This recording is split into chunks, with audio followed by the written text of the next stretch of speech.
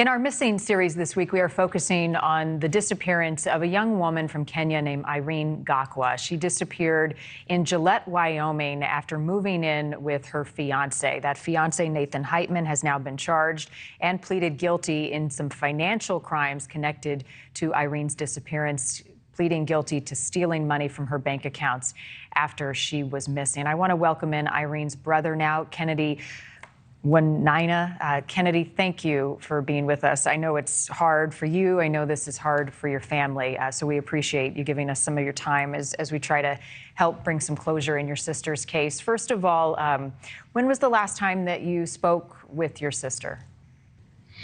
It was about February of 2022. And what was that conversation? What's your recollection of what you discussed at that time? I think I just checked on her to make sure she was doing okay. And she replied she was doing okay and still going to school. And we were just keeping up, just sibling to sibling. And did she share anything with you about concerns for her safety, anything problematic that she might have been going through at the time? At the time, no. She just told me everything was going okay. She was still going to school, attending her classes, and everything seemed fine at that time. What did she share with you about Nathan Heitman, her fiancé? At that time? At that time, she didn't really say much about it. And she had told us, actually, they had moved to Phoenix, Arizona, and I didn't even know they had moved in together. I thought she had moved by herself at that time. So I just checked on her to make sure she was still going to school, doing okay, taking care of herself. And she did promise me that she was doing okay at that time. Mm-hmm. And your sister, remind people at home, came to the United States when and to pursue what?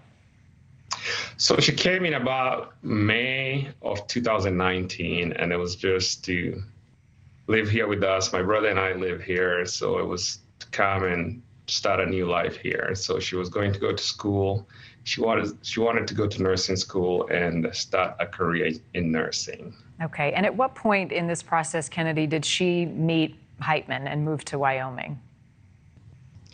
So they met on, and I found this after the fact, but they met online on Craigslist, from what I've heard. And they met probably later that summer of 2019.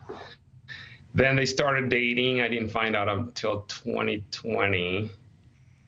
Then they actually moved to Gillette, Wyoming in summer of 2021.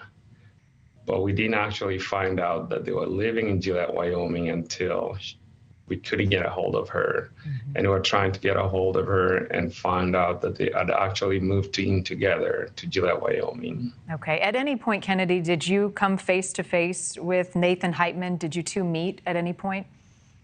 Yeah, we did a few times. He came, my brother and I live in Meriden, Idaho, and he came quite a few times to my brother's house and even at least one time to my house. So I met with him, we hang out together. And I remember one time he even asked me whether I would approve of him to marry my sister. And I told him that's not my position. It's up to my sister. If that's what she wants, that would be fine. But it would be nice if we got to know him. Mm-hmm. So at what point did you all become suspicious that something had happened to Irene when you had lost contact with her? So Irene used to talk to my parents every day. So she either text them or video call them.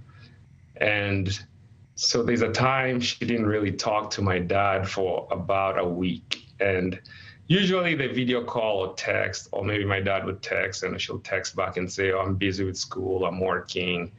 But in a day or two, she would, video call him.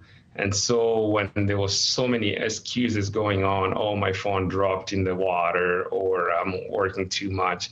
So my dad actually called us and said, hey, have you guys talked to your sister? And I said, well, I texted her a week ago, but so I tried to call her, same thing, she didn't answer. And I called my brother, and my brother said he hadn't talked to her either, just probably texted her. Mm-hmm. So that's when we really realized that nobody had really actually talked to her, just, text. So we tried to call her, couldn't get a hold of her, and that's when we contacted the Gillette Police Department.